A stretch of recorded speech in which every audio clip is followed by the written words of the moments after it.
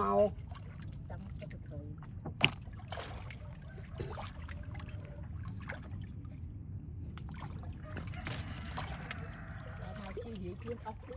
hả? Nó người phiến chuột phiến một thứ đó bốc có chuột luôn cơ ơi được tăng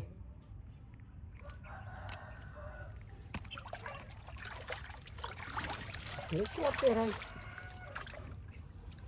cái tăng chúa bà nó thu pet đi cái việc tranh màu về nó việc thu bơ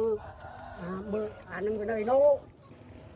nó việc tăng những cái màu ta mà năng ngay cái màu ta mới đi tròn chân chắc là đánh chốt chân đây nè bố ai toàn máu thú soi vậy soi vậy soi nọ rồi chuột lư cho soi gì cùng trực tiếp bốc mau hay từ mong bấy bốc mau đâm thầy thằng miên ồ